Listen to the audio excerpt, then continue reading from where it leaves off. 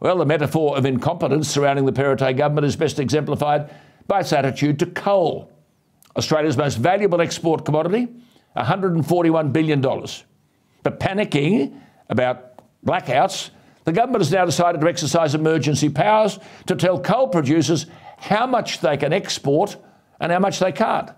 Why? Well, they want coal now to guarantee energy supplies. This is a Liberal government nationalising virtually a component of domestic coal production.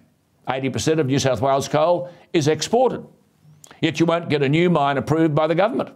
So if older mines are not replaced, what happens? Coal's a relatively cheap fuel source and it's reliable.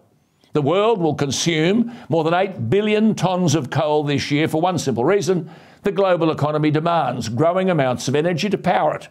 But only today we learn that a returned coalition government will legislate to ban offshore coal, gas, mineral and petroleum production in New South Wales waters. The area in question is 50 kilometres off the coast. Not a word about how our energy needs will be met. Renewables, says an obsessed Matthew Keane. And the Greens confirmed today that they want to ban all new coal and gas projects. How's that different from New South Wales Treasurer Keane? The New South Wales government wants to close down coal mines when forecast coal royalties this year for New South Wales are $6 billion. That's more than it's costing to build Sydney's second airport. $6 billion in 1 year. This is the government in New South Wales which is putting energy security at risk and alienating our energy customers in Japan, South Korea and Taiwan. The Japanese Prime Minister visited Australia last year to meet government leaders to raise concerns about rising energy nationalism in Australia, rising government intervention, introducing price caps and keeping coal in Australia that was bound for our export partners.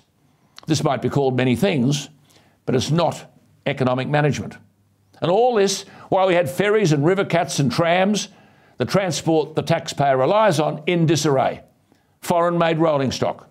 Why foreign-made? Because it's a bargain, according to the economic managers. It's not a bargain if it can't do the job.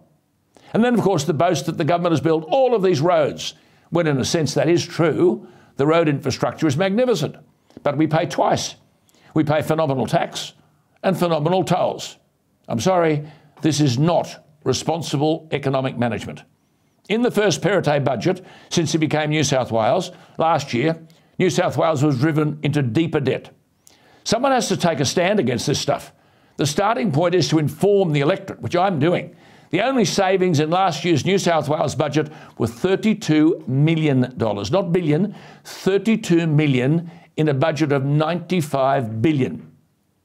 Remember when they were going to spend $25 million for a flag on the bridge? The budget was a $27 billion spending spree.